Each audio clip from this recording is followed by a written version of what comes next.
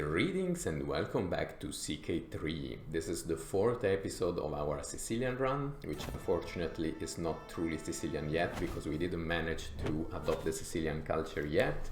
The only good news is that the Sicilian culture is starting to spread in southern Italy, and also that there is no longer a culture head for this culture. If you have followed the previous episode, you know that for some time there was an imbecile, Count Ferdinando of Capua, who is a Catholic Sicilian, and is truly an imbecile, and he was before the culture head for the Sicilian culture. Now, luckily, he is not covering this role anymore. Hopefully, we will manage to get this role very soon. I don't know, but that's the short-term goal, let's say the first achievement we would like to unlock. But what we will have to focus first, it will be the succession, because in the previous episode, at the end of the previous episode, we have witnessed the death of Prince Guaifero of Salerno, our first ruler in this new campaign. And he died at the age of 67 of old age, and now we inherited with Prince Guaimar. So of course we have to start the new adventure with Prince Guaimar and take care of all the initial decisions. But first let's start from an overview of Prince Guaimar, our new ruler. So he's already 42. Unfortunately, he's inheriting already is in his 40s. It's not ideal, but we will deal with that. He's still doing fine. He's trusting, wrathful, stubborn, charismatic negotiator, august, and also irritable. He has a total of 19 of diplomacy, 10 of martial, 8 of stewardship, 2 of intrigue, 7 of learning, and 9 of prowess. And he has inherited the 2 titles from his father, both the Principality and the County of Salerno. He still has the same problem his father had, a small amount of armies, and now he does not even have strong alliances to protect him, so we will have to focus also on the alliances in this episode. And he is already married to Princess Caterina of Salerno, a virtuous woman, and she can also contribute significantly boosting the martial skills, because as you can see, she's a skilled tactician, an organizer, holy warrior, cautious leader, and she's also robust, so this is very good. And the 2 of them already had 2 kids, 1 son and 1 daughter. We have Bastiano Filangeri as our heir. So after this very quick overview of the new family, let's start from the lifestyle.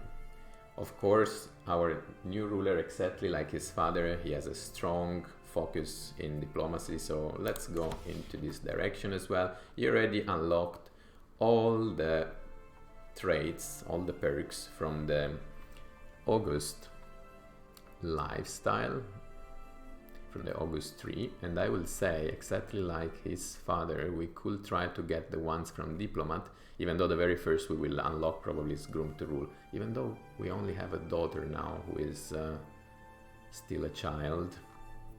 Let's see. First, let's select foreign affairs as focus. And just as a reminder, this is a role-playing run, so we are going to stick to the character inclination and take into account everything that makes sense for that character. We are not optimizing our decisions for the best gameplay, so to say. We are just taking decisions that make sense for our ruler, given his nature. And taking a look at the council, I think we can change a few things. Let's see, but first of all, we need to place a new chancellor, and I think that Major Landenulf will be the best candidate, also because he's the only vassal we currently have. He's the Major of Maratea, so let's keep him in the council. Steward, I think we already have the best option, and it's a member of our family.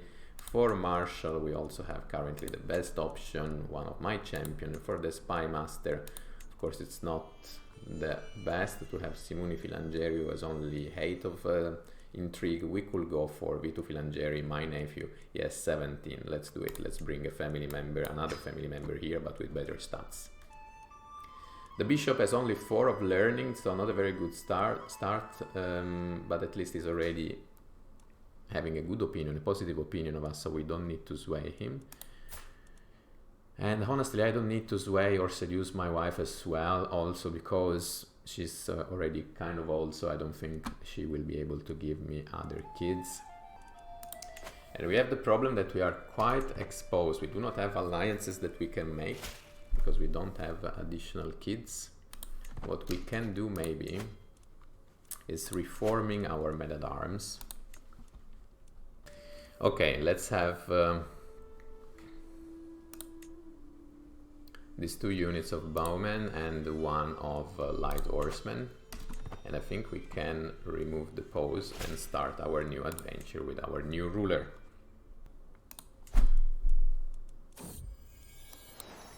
There is a new child in my dynasty, Maria Filangeri, daughter of Bastiano. And I have arranged the betrothal of my granddaughter to get an alliance with Aquitaine, which brings us 1,600 soldiers. And in this way we are kind of shielding us from possible conquest. And now we have enough gold to go on a hunt. And this should help us farming prestige. So, illegal prey. In this challenge I will go with the poacher training for 10 years because it will boost my prowess. And then we go to 11. And when the hunt will be over, we should get, yes, 150 of prestige. So now at least we have positive prestige. And next time we're going to focus maybe a little bit on piety and go on a pilgrimage, for example. After all, we are good Catholic rulers.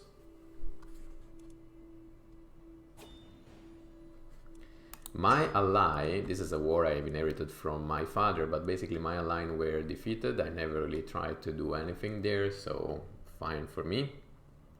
And anyway, they are no longer my allies. It was an alliance that my father had established. Our only ally for the moment is Aquitaine through this betrothal that unfortunately is not matrilinear, but we still have time to break it maybe later on. For the moment, let's just keep the shield of the alliance, as we only can rely on our small county.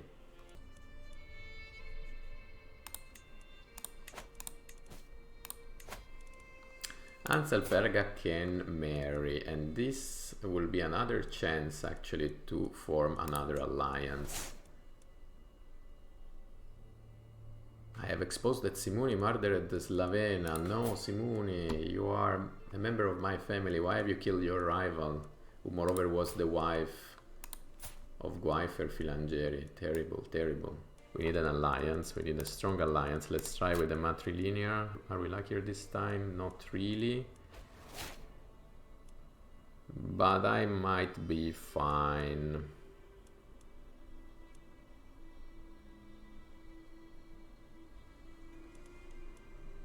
Because he has 2 virtue, is even though he belongs to another religion, to an heresy. But Anselperga will get 600 of prestige. Let's do it. We get also a small alliance. And we are done with this. We also have to remarry Guifer. Call to war. I will accept, but I will not deal with it right now. First, let's marry Guifer. So let's do it.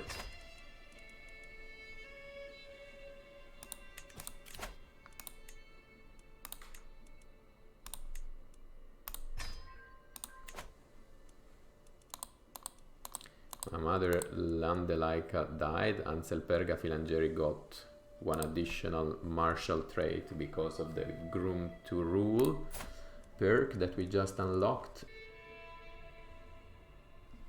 And I really want Emir Antalas to die, because then he will lose the alliances and maybe it will open the opportunity for us to finally declare war on Camarda and try to not only conquer the entire Duchy of Salerno, but also conquer a Sicilian county, and this will allow us then to move to the Sicilian culture. For the moment, the only option we have for a possible expansion are against the Muslim, but we are kind of weak for that, especially if they keep their alliances.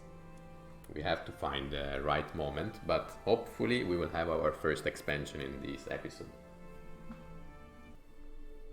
And we are now ready to go on a pilgrimage, so let's do it. A short one in Vaticano, fine for me. And I gained the trade heal. This is unfortunate. This is really unfortunate.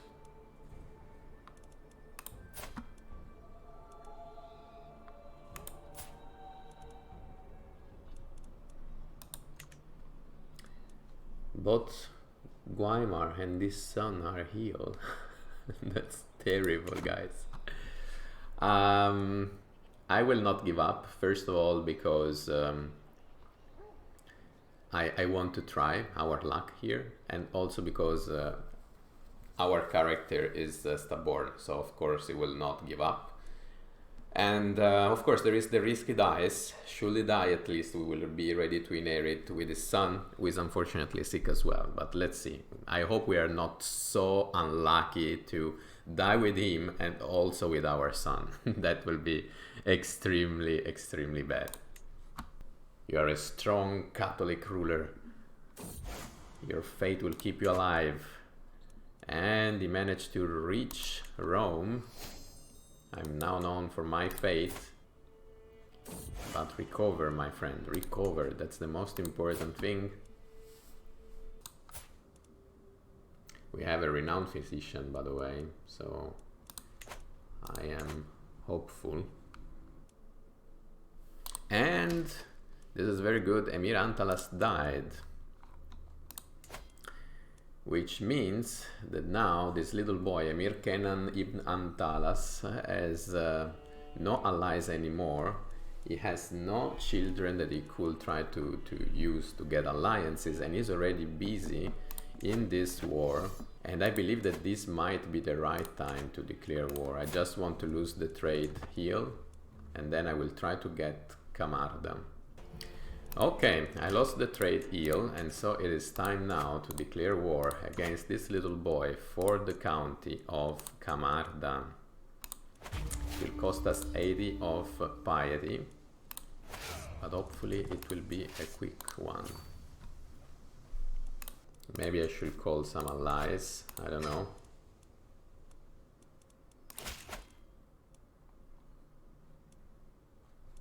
Let's do it just to be on the safe side.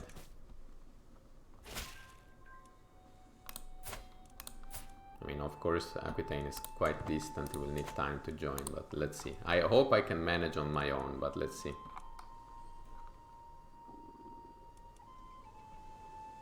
Because now that he completes the other war, I'm afraid that he might be able to come here and kick our asses. Yes, in fact they're coming. They're trying to conquer Salerno. Let's complete first the siege here.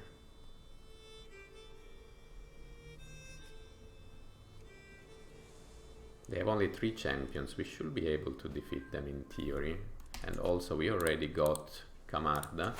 Let's try to attack them. I hope this is not a bad decision. We have less soldier but better quality and more champions.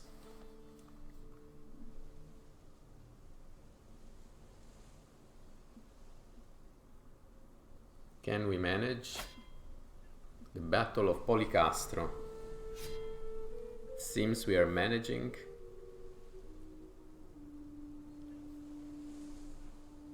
Yes. It's the army of Naples. So Naples has also probably declared war. Naples want Calabria. Works for me. Also my allies are coming.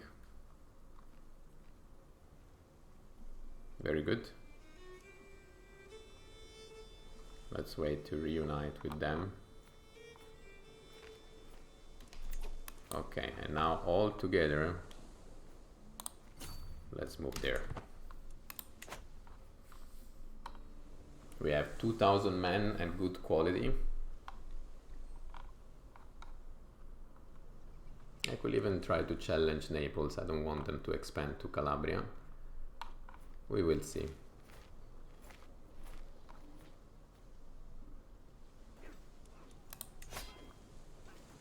Battle of Cosenza.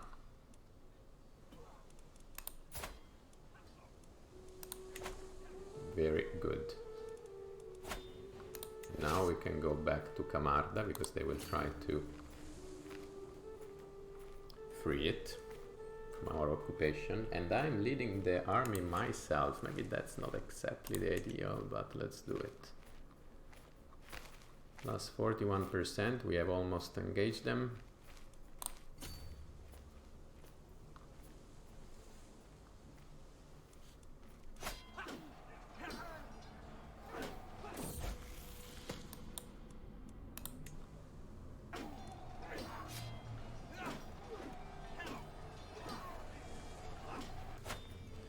$78, very good. Okay, let's try to go to their capital then. 83%, the siege of Reggio Calabria starts. It was a good decision in the end to also involve our allies. They gave us a useful helping hand. We can enforce demands. And of course, because of that, now we have also the county of Camarda. The very first thing we can do, we move the capital there and we go to the decision, convert to local culture. 94 of prestige, and guys, we have now converted to the Sicilian culture, and I became the culture head of the Sicilian culture. So let's go straight here, casus belli, this should be the focus, absolutely. And now we completed the Duchy of Salerno, and we also managed to convert to the Sicilian culture. So let's bring order to the newly conquered land of Camarda. Let's convert also our previous county of Salerno to the Sicilian culture in order to have then two of them. And then we can also convert Camarda to Catholicism. And now we have a new child in my dynasty. This is Guffredo Filangeri, already named with the Sicilian name, because now we are Sicilian, so I'm absolutely fine with this name. It's the 1st of June 904, and I believe that for today we can end the episode here. I'm satisfied with what we have achieved to do in this episode, and I hope we can continue in this direction also in the following episodes, and I hope you will join me. And if this will be the case, guys, as always, see you in the next video. Cheers!